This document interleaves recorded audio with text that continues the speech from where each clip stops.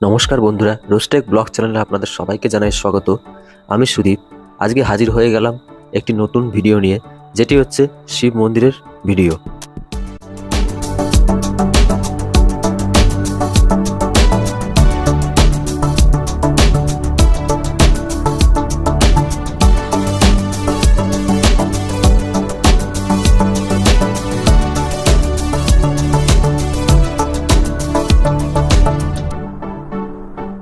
ভারত হলো ধর্মের দেশ, ভারত মন্দিরের দেশ। প্রাচীন যুগ থেকেই ভারতে চলে এসেছে দেবতাদের প্রতি পুজো অর্চনা করার প্রথা। আর তাই ভারতকে বলা হয় ৩৩ কোটি দেবতাদের দেশ। আর এই দেবতাদের মধ্যে অন্যতম দেবতা হলেন দেবাদিদেব মহাদেব। আর আজকে আমি এই দেবাদিদেব মহাদেবের একটি মন্দিরে এসেছি, যেটি কলকাতার হাওড়াতে অবস্থিত।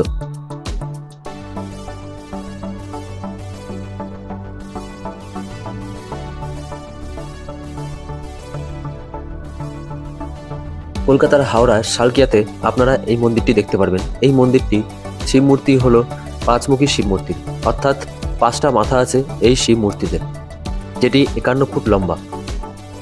আর এই মন্দিরে আপনারা 12টি জ্যোতির্লিঙ্গ, অর্থাৎ শিবের 12টি জ্যোতির্লিঙ্গের মন্দির আপনারা দেখতে পারবেন, যেটি ভারতবর্ষের 12টি শহরে অবস্থিত।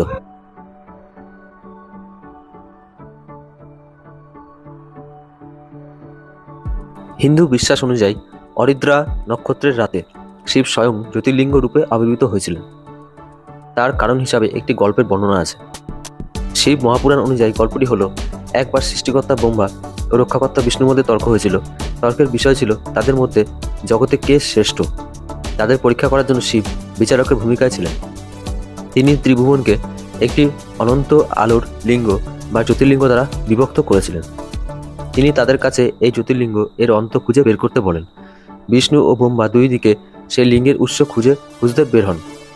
ব্রহ্মা মিথ্যা বলেন যে তিনি জ্যোতির্লিঙ্গের অন্ত খুঁজে পেয়েছেন, কিন্তু বিষ্ণু পরাজয় স্বীকার করে নেন। শিব দ্বিতীয় জ্যোতির্লিঙ্গ রূপে আবির্ভূত হন, তবে মিথ্যা বলার জন্য ব্রহ্মাকে শাপ দেন যে কোনো অনুষ্ঠানে তার স্থান থাকবে না। অন্যদিকে তিনি বিষ্ণুকে আশীর্বাদ করেন যে বিষ্ণু প্রলয়কাল অবধি পূজিত হবেন। জ্যোতির্লিঙ্গ হল সর্বোচ্চ অখণ্ড সত্য, যাতে শিব আংশিকভাবে আবির্ভূত হন।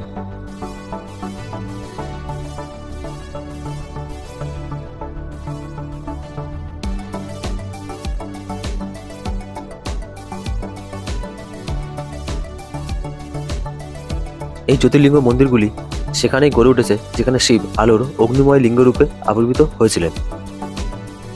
অর্থাৎ এই জ্যোতির্লিঙ্গের মন্দিরগুলি স্বয়ং শিব বিরাজমান থাকেন, মানুষ দ্বারা সৃষ্ট এই মন্দিরগুলো নয়।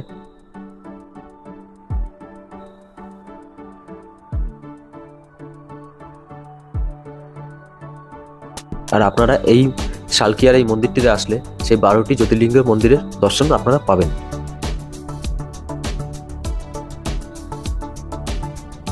আমি সেই 12টি জ্যোতির্লিঙ্গের নাম একটু বলে দিচ্ছি। সোমনাথ জ্যোতির্লিঙ্গ, মল্লিকার্জুন জ্যোতির্লিঙ্গ, মহাকালেশ্বর জ্যোতির্লিঙ্গ, ওমকারেশ্বর জ্যোতির্লিঙ্গ, কেদারনাথ জ্যোতির্লিঙ্গ, ভীমশঙ্কর জ্যোতির্লিঙ্গ, কাশী বিশ্বনাথ জ্যোতির্লিঙ্গ, ত্রম্বকেশ্বর জ্যোতির্লিঙ্গ, বৈদ্যনাথ জ্যোতির্লিঙ্গ, নাগেশ্বর জ্যোতির্লিঙ্গ, রামেশ্বরম জ্যোতির্লিঙ্গ আর ঘৃষ্ণেশ্বর জ্যোতির্লিঙ্গ।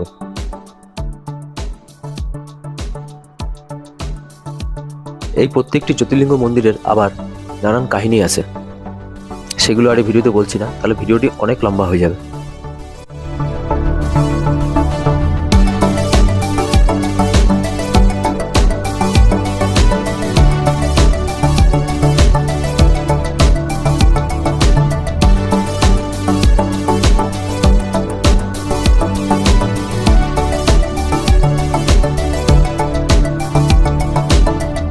আপনারা এই মন্দিরে আসলে 12টি জ্যোতির্লিঙ্গ দেখতে পারবেন, অর্থাৎ প্রত্যেকটি মন্দিরে শিব ঠাকুর বিরাজমান। আপনারা হাওড়ার শালকিয়াতে আসলে অবশ্যই এই মন্দিরে এসে একবার ঘুরে যাবেন, খুব ভালো লাগবে এখানে আসলে। এবার আমি একটু যাত্রাপথের বিবরণ দিয়ে দিই।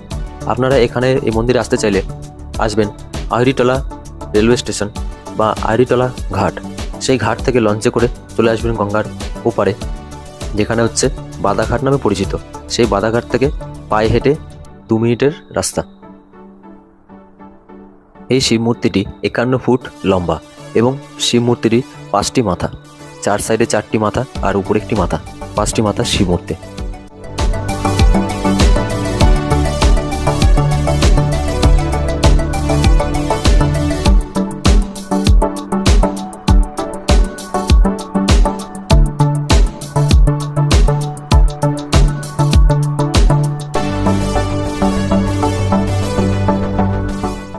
মন্দিরের সামনে আপনারা এরকম একটি জলের ফোয়ারা দেখতে পারবেন। তো ভিডিওটি আপনাদের কেমন লাগলো কমেন্ট বক্সে জানাতে ভুলবেন না। ভালো লাগলে অবশ্যই লাইক করবেন।